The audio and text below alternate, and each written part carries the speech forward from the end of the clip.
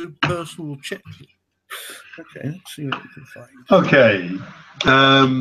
Good morning, good afternoon, good evening, wherever you are. Welcome to Dumb SEO Questions, episode 254. Each week we meet here to answer the questions asked on the SEO Questions community on Google+, and also the Dumb SEO Questions Facebook group. With us tonight we have David Rosam. David is a leading internet marketer. He's based in the sunny side, or the south end of the UK, almost in the water. And he's been an SEO copywriter not in South for many End. years. South End is different. Sorry? Do I? There's a place called South End, you see, Jim. Oh, right. Okay. And you can find David at writingforseo.org. That's correct, isn't it? Writingforseo.org? It is, yes. It soon will be davidrosen.com if I ever get any breathing space to do it. Okay. Masataki Wasa is webmaster of wasaweb.net. He's also a Google top contributor on the AdSense community. You can find Masataki at wasaweb.net. Micah Fisher-Kirshner, Masataki is based in Wimbledon in the UK. Micah Fisher-Kirshner is based on the west coast of the USA. He is head of SEO for Zendesk in the US, zendesk.com. And he's a regular on the SEO public speaking circuit. And Tim Capper is CEO of onlineownership.com. He is proud to call himself an SEO. He's a conversion rate optimization specialist, and you can find Tim at onlineownership.com. He's also a Google top contributor on the Google My Business community. Right, we've 9 questions we have to answer tonight. The first one was put in, I guess, as a bit of fun. But anyway, it's probably interesting. I think we should do a round robin, or at least we might all contribute something to this. JL Faverio asked the question titled SEO's Personal Checklists. He'd love to learn some SEO's personal checklists of what you tackle first thing in the morning. I first check to see if I'm alive. And that established, then I try to get my eyes to focus. It takes a while.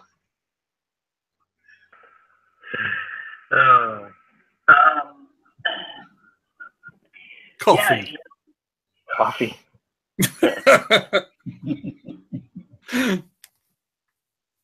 Yeah, do carry. Yeah, I mean, it depends on what day of the week it is. My checklist of things kind of vary by the week. If I've got Mondays, then I've got over the weekend and the last week of data of how things have changed. That can be rankings, that can be traffic, revenue numbers, looking through anything that's been updated within Search Console, any alerts that I've set up, whether it's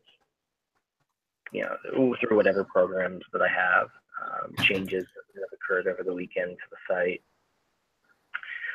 Those are kind of more the Monday tasks.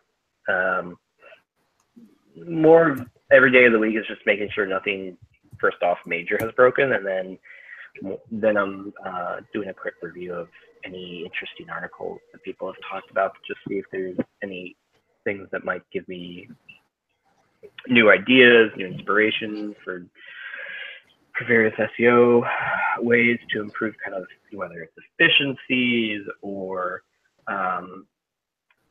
thinking outside the box for doing some new SEO tasks.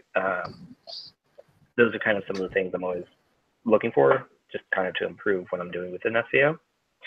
I think those are pretty much most of the main ones that I'm doing when it comes to just checking on some of the stuff. Yeah, so it's pretty much how the metrics are looking, and then any new / interesting articles, just so I'm staying up to date and trying to always improve what I'm doing on my own personal SEO. Yeah. Okay. Go on, Dave. Okay. I generally set up alerts in Google Analytics. So rather than check what's happening, I check whether there's anything gone wrong by checking my email. So that's something fairly early on. Some clients I set up a very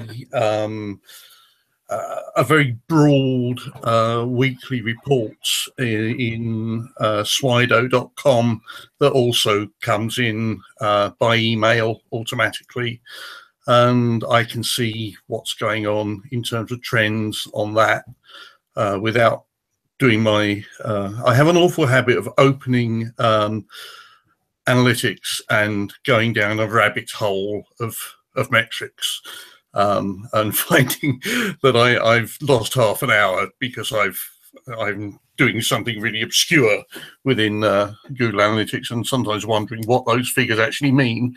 But so I try to make things simple. Has something gone wrong? Can I see particular trends coming out?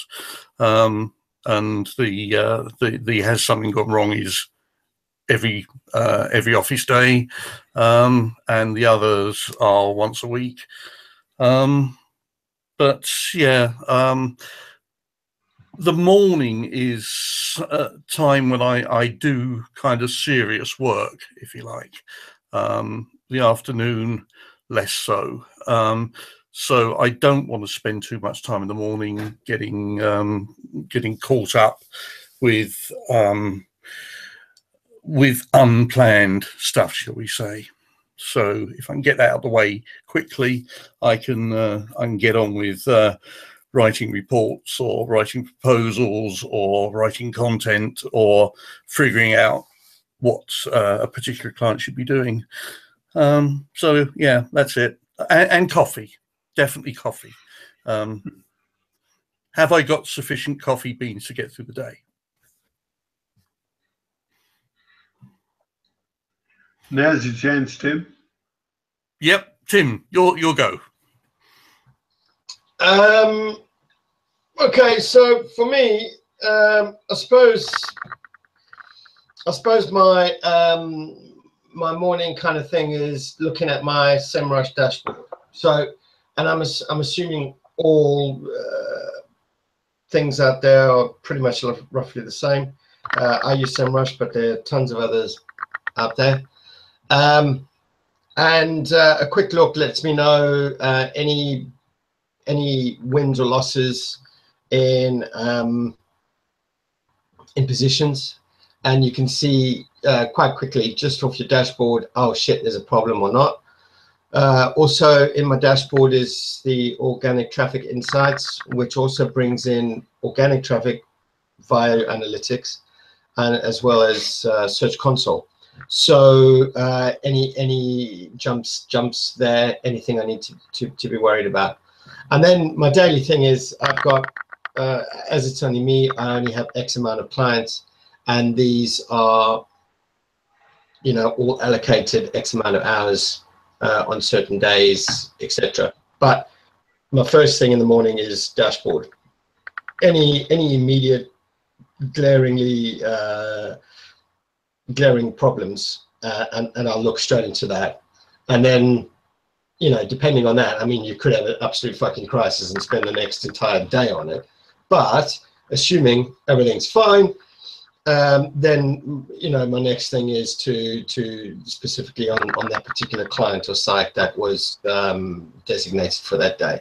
So apart from that, I mean, that's generally my checklist. First thing is my dashboard, see if anything's gone wrong anywhere, and then start with the tasks set for the day. You got to have. What I found is, I don't know if you work for an agency or you work for yourself, but what I find is if you work for yourself, or I'm assuming also an agency, you need to set specific tasks for a day, for that week.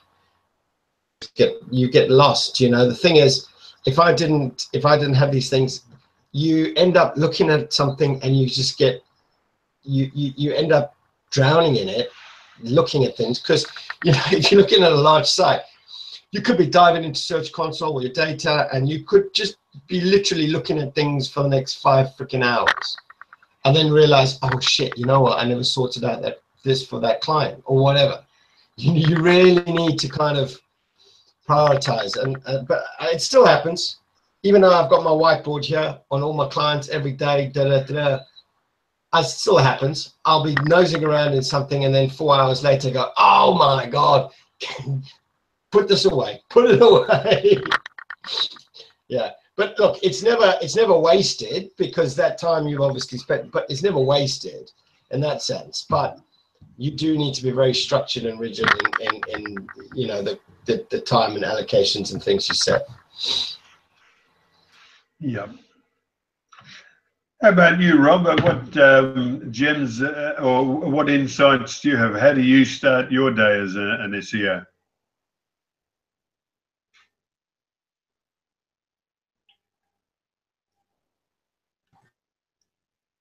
No, you can hear me.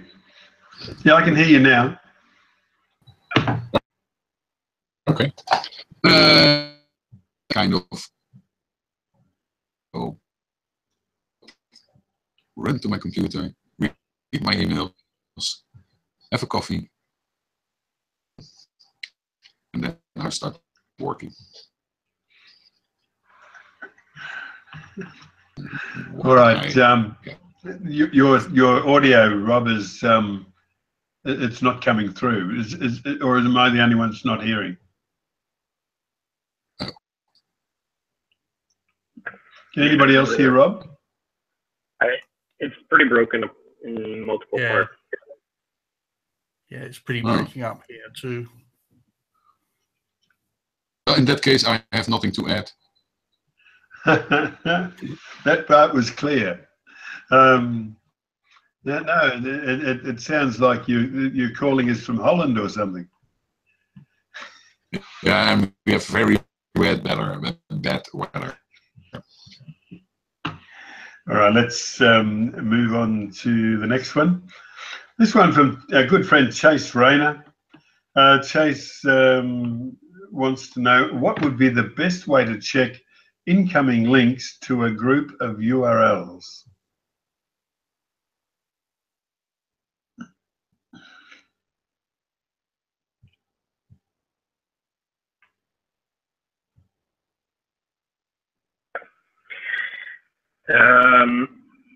This will depend on internal versus external. But usually any kind of crawling tool is good for internal. Excuse me. You got to take that call, Micah. Yeah, Micah let us know he had a call coming in. So can somebody else pick up the button?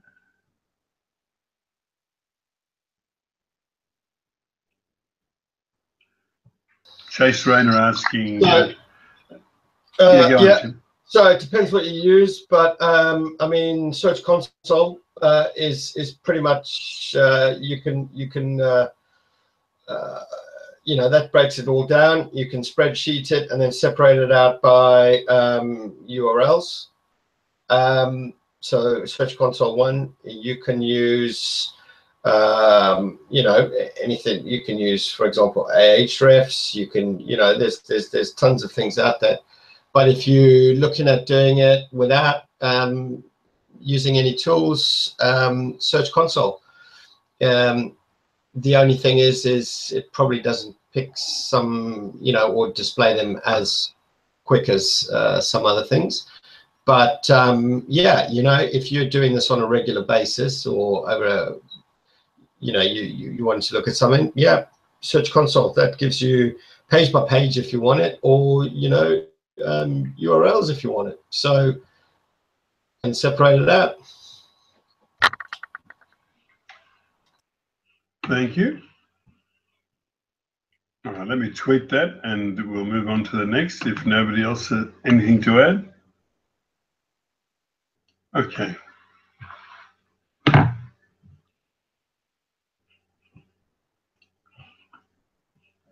Maurice Cialak asked a question titled Methods Used for Domain Migration. Mauricia said, "Hi guys, I'm writing an article about domain migration, and I would appreciate it if you could share your experience in this area. I'm really interested in the observations. One, the methods used for migration and the results. Time the domain needed to see the results. It would be great if you could share information about migrated domains and rebranding. If you don't want to share it publicly, you can always private message me. Thanks." Looks like it didn't come in from our scrape, but Eric Wu replied with his method for domain migration. That can be seen on the Dumb SEO Questions group on Facebook.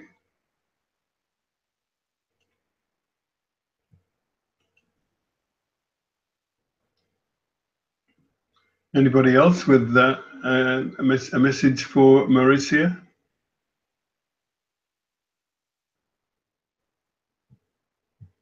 I think we'll move on from this one. I think Eric Wu gave it a good answer.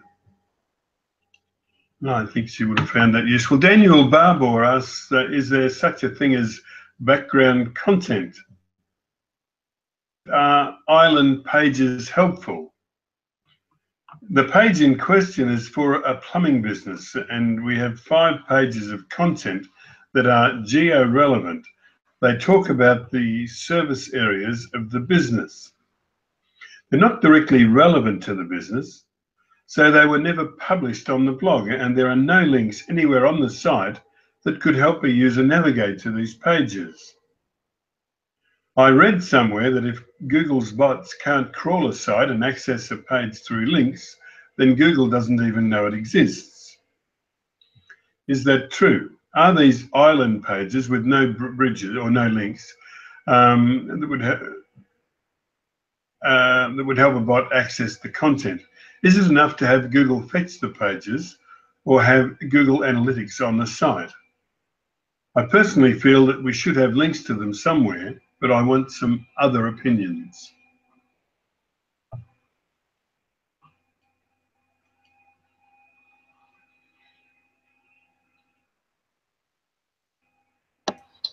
Yeah, so I kind of like,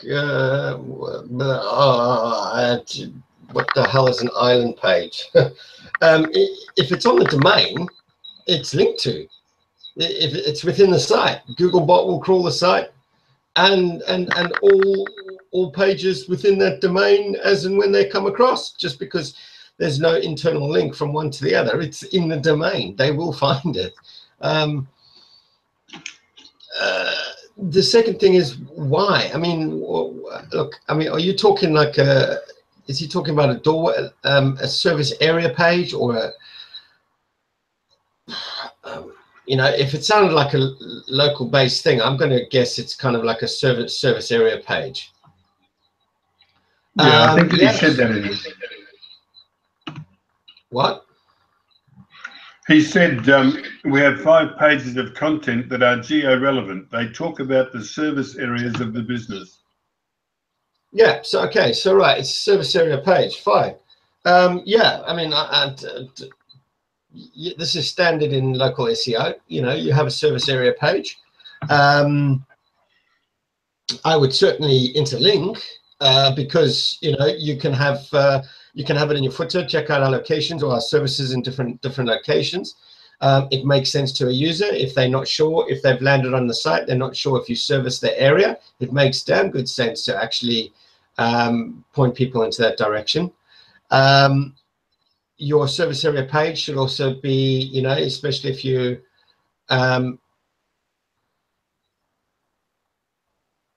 what? They're not relevant to the business.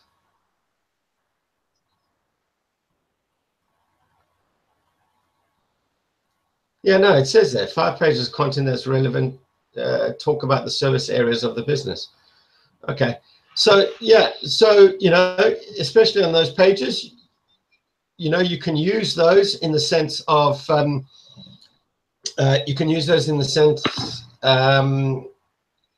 with your Google My Business page, you know, does that particular service in that area trigger a local pack? If so, you certainly want to be using them in conjunction with your business page. So ideally, in your footer, you want your embedded location in there. You want your name, your address, your telephone number, your service. You know, when they can get hold of you. When do you service those areas? If it's on particular days of the week or whatever the case may be, whatever relevant information is. Yeah, you know, you really want to be using those effectively. You know, service area pages, especially if you've worked on them and you continually, you know, either update or interlink from content on the site or things like that. I don't know. Let's say you put something on about remember to. Winter's coming, remember to insulate your outdoor pipes because winter's coming or something, you know, and you do a little tutorial on how to insulate your outdoor pipe because winter's coming. And of course, if you get a burst pipe, you know, we're the guys to call. These are the areas we service, and you can interlink through to that, blah, blah, blah. But yeah, you know, it all needs to work together. But just having these little things just flapping around is not going to do you any good in terms of if you want to attract customers from that. The only thing is service areas, you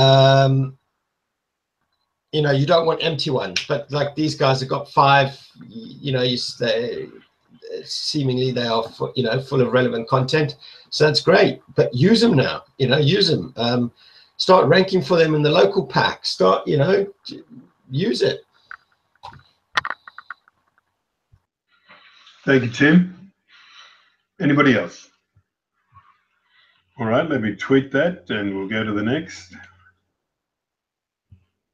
Oh, already did it. All right, this one from JL Faverio on finding a website's competitors. JL Faverio goes on to ask, how do you find a website's competitors for an industry you know nothing about? Has multiple locations in the same state and you can't get hold of the client to ask them yourself?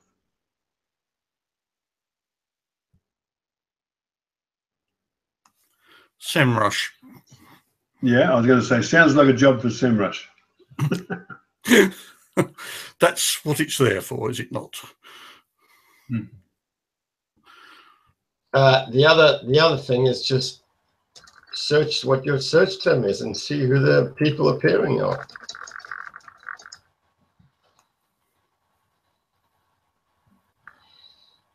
Position 1 to 10. Those are your competitors.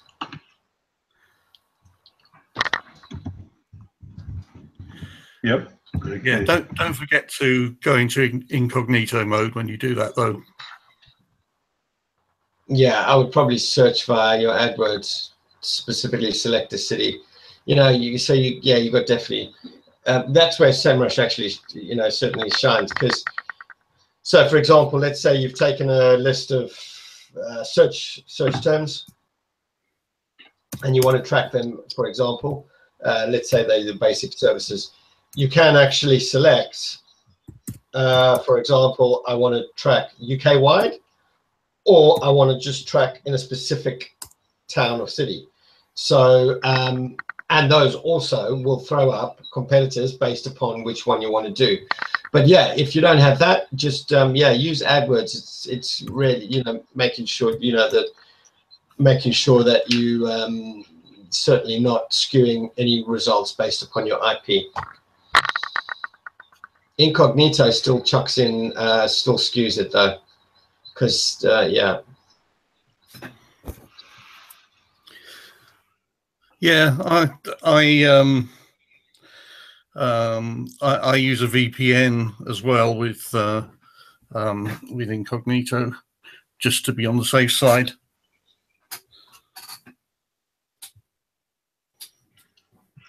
All right, let me tweet that and we'll move to the next.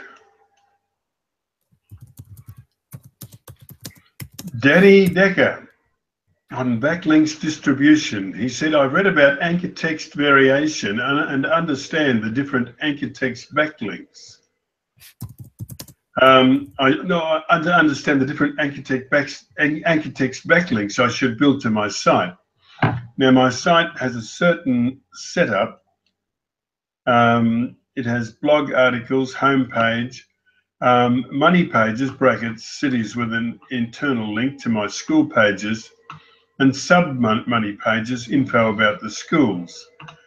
Can I find any article about how the backlinks should divide over my pages? I'm sure X% should go to home, X% to my articles, and X% to my money pages. That's the end of the question.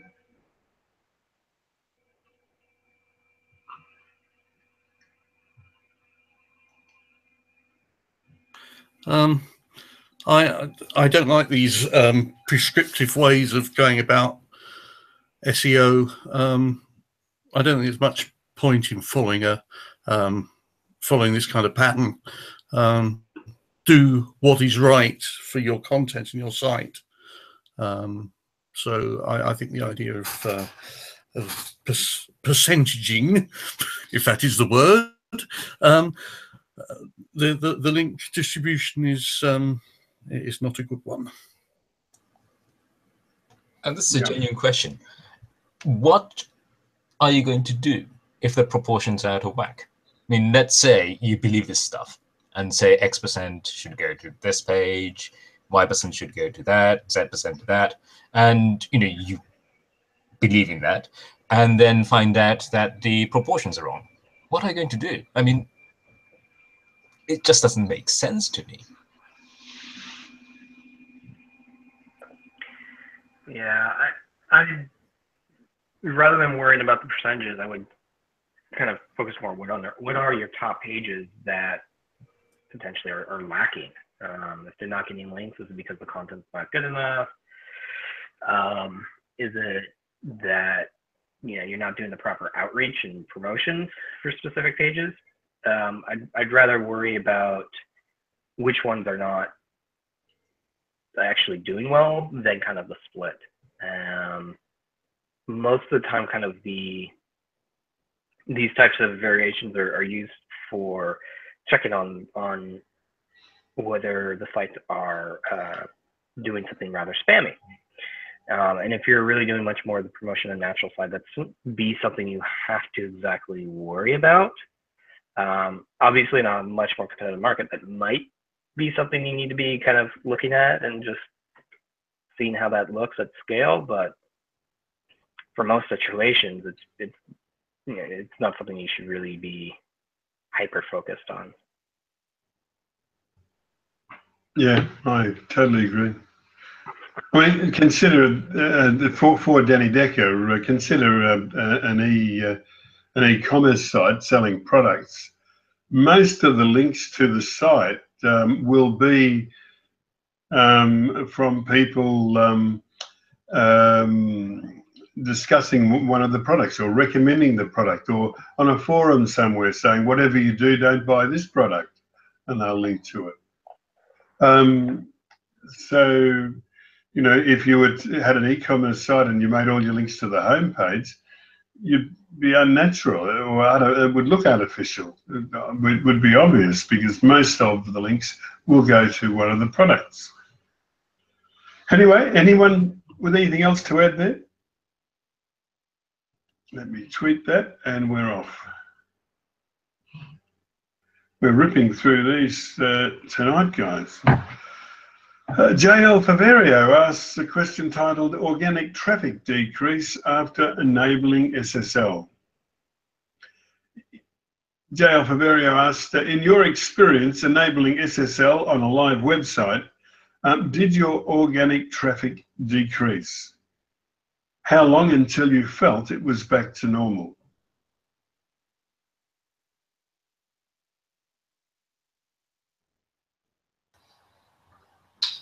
I've just done a migration this week, and actually, I haven't had. I'll tell you now, mate. Just give me 2 seconds for this to load up. Sorry, it wasn't this week. It was last Wednesday. All's looking good, and I'll tell you as of today, 7 days later. And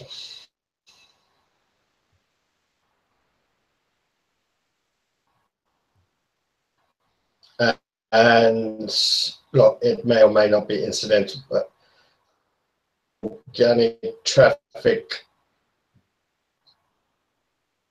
by 3,500, 7% increase in organic traffic.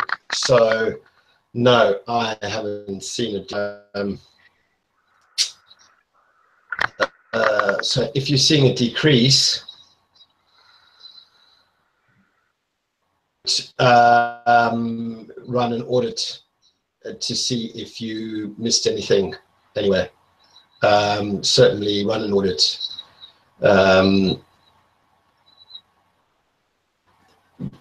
Within 7 days, potentially not all those URLs have even been changed yet, but I would certainly double check, just run an audit, make sure that everything is correctly redirecting, make sure you haven't created any inadvertent loops anywhere. Redirect chains, I caught a massive redirect chain last week on a particular URL, which was the actual purchase URL. So yeah, you know, just run through a checklist, create a checklist, run through it, see what's happening.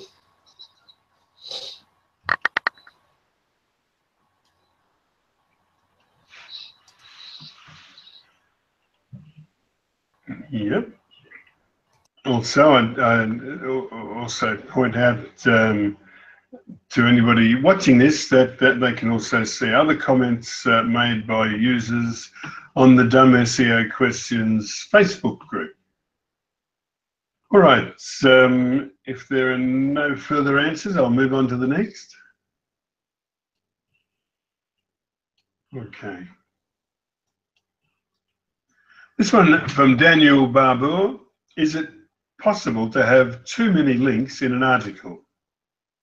Is there some ratio of how long the article is to how many articles are linked from it? No, there isn't a limit on it, as long as, you know, those are, if it makes sense, you know. The thing is what are you linking to? So for example, let's say I'm going to break the plumber, for example, and your idea is to create a bit of content around a particular service. So let's say it's your radiators, right? And you go down and this article is about identifying an air block in a radiator. The target for that article specifically is obviously the radiator service you provide, the flip. Yeah. So you know, literally, I mean, how many other pages within the site can you actually be linking to? You know, if it makes sense, and for example, I don't know, you interlink into another radiator article somewhere, that's cool. If you link into your actual radiator service, that's cool. But how many other radiator articles or pieces of content within the site do you have? Look, you can have one in every freaking paragraph, as long as it makes sense, you know, where you're linking to. You're not going to link multiple times to your radiator service page. One is done, you know, and you're not going to link multiple times to your how to the radiator article that you did, because that's one link, you know, that's there, and you've put it in the right place. The user sees, I can actually see how to plug my hole. If I go to this book, they go through to there. I don't need to go through to it 14 times. So if it makes sense, link to it, not a problem. There isn't a how many up, down, but you know, you're only going to link to a specific internal page in a particular point in your article where it makes sense, because the guy reads it and goes, shit, you know, but I want to plug the hole, and then plug the hole, boom, I go to that thing. Yeah, so yeah, don't overthink this, man. When it makes sense to the user. Okay. Thank you, Tim. Pay no attention to the comments in the chat. All right. I've tweeted that one, I think. I'm fairly sure I have. Yes. Okay, let's go to the next. This one from Danny Decker. What is a multi-tier website? I'm reading about tier 2, tier 1 websites, but what are those tiers? Are they less important pages on my website, or are they other websites that in turn link to my website? I guess we'd have to know the article that Danny was reading. Anybody have a clue? No. So, Danny, don't ever overthink this. This is just basic structure on the site, mate. Well, at least depending on the article you're reading. So, let's just say, for example, you've got an e-commerce site. Your home is your domain. Then you've got categories of products. So you've got your pink fluffy elephants. There it is. There it is. And okay, and then so that's your top line nav, right? So top line would be your domain / pink - fluffy elephants, right? Then you're going to have categories within it. So then you're going to have categories within that, you know, your tier 2. So that would be your domain.com / category, you know, large pink fluffy elephants. So just think of it as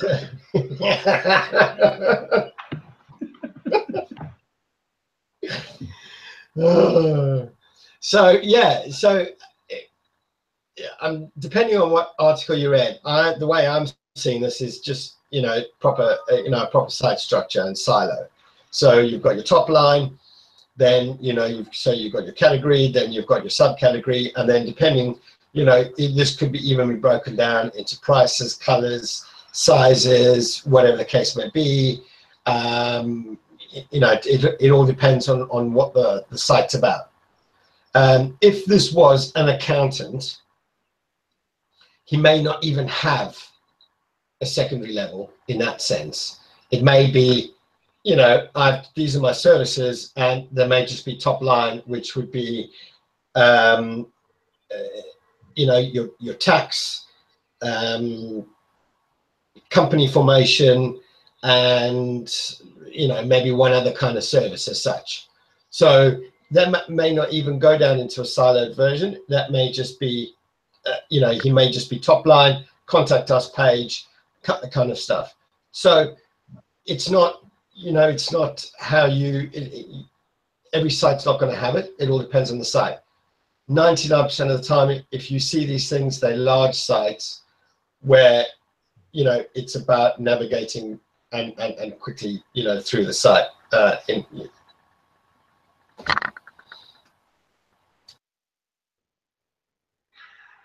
Okay. Yeah, Danny. It seems that you've stumbled into an area of the web where people, and it is a problem. I mean, people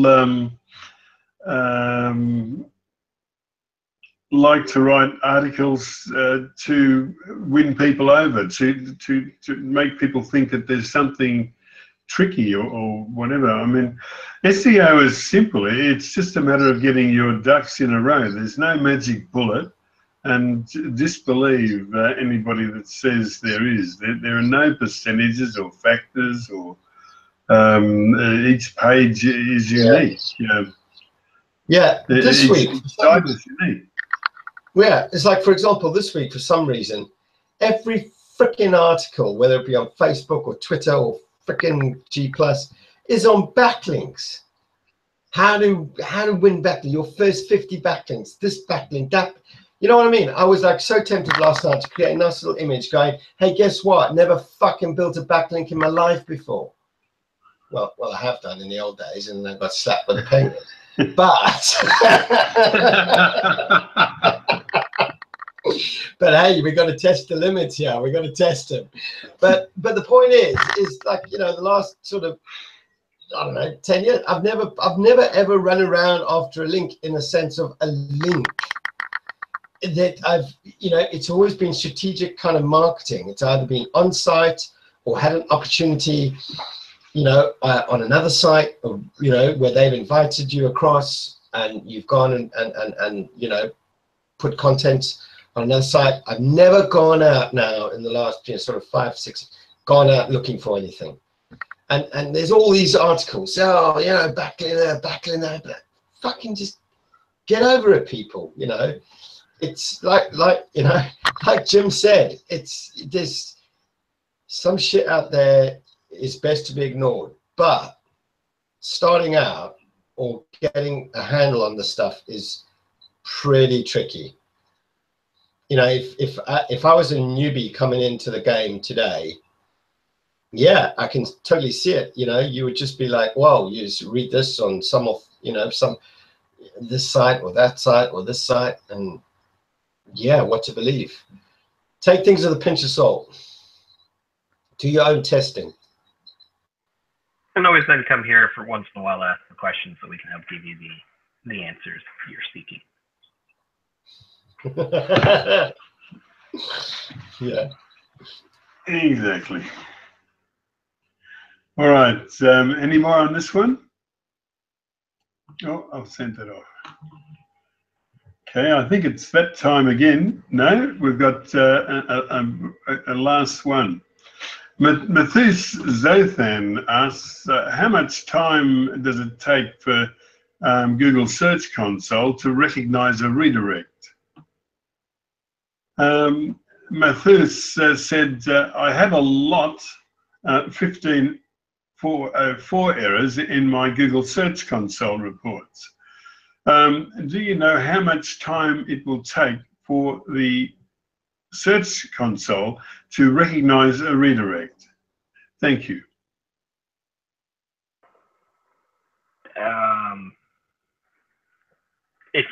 Yeah, I mean, that's just getting Google to fetch the page, but having it recognize that it's now at 301. You can mark those pages as fixed so that it's going to know, and then when it recrawls the page, it will see that again. So kind of more or less what Jody has there should be sufficient to have it resolved. Yeah, I think that would go well. Yeah, it should be pretty quick generally once in terms of having all that resolved. It just depends on how often Google's going to crawl your site. but you can kind of prod it a bit with Search Console to go fetch as Google to some of the pages, and that'll help to speed it up a little bit.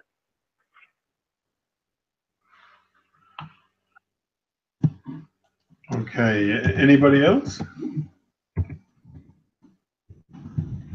All right, I just type a message to Masataki. Okay, let's tweak that and we'll move on to the next. Amir Siddiqui asks how to do SEO for a single page or Angular JavaScript-based websites. You don't. That's kind of the way I would answer it. Yeah, a single page is, you're going to need more than a single page to do any real SEO, real kind of structure. The different thing, we'll go to the Angular second, but for a single page, not going to cut it.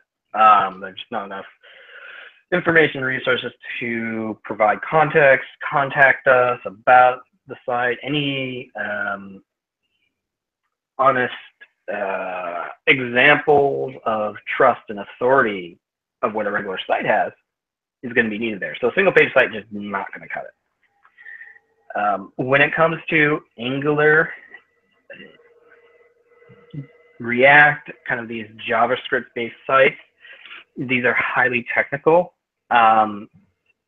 and you have to keep in mind that if you're going to be doing that type of site, they're not going to work for other search engines beyond Google, at least not anywhere near.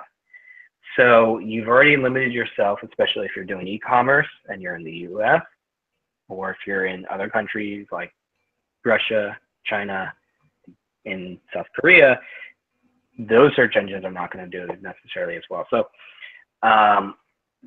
yeah, you have to kind of be very careful. There's specific ordering, and it's not necessarily my forte for like how to set all that up, and there's some really good resources which can link to later afterwards on this, and then some of the community has already answered a little bit of that, but more or less at a very high level, you need to make sure you are pre-rendering to get kind of what that static version, just for the most part, is.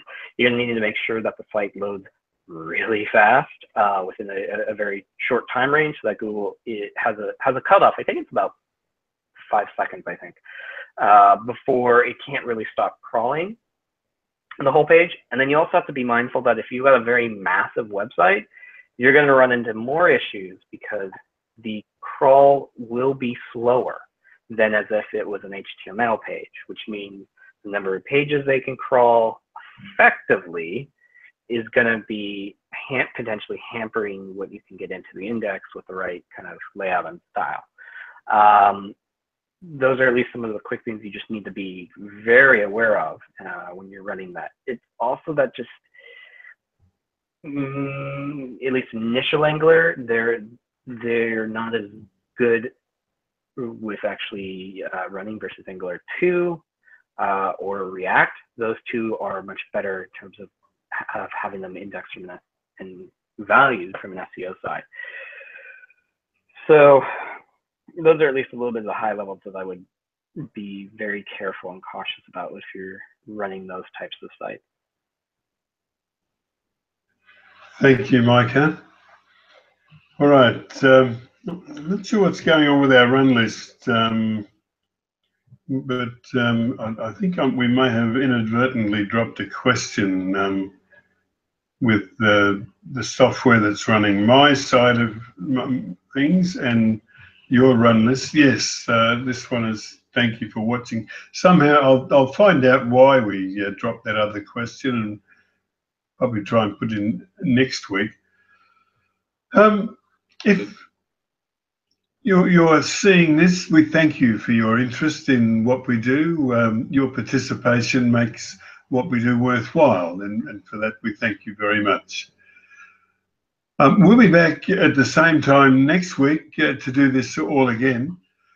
Don't forget to subscribe to our channel so we can send you a notification for next week's episode. But for now, it's good night, and thank you very much.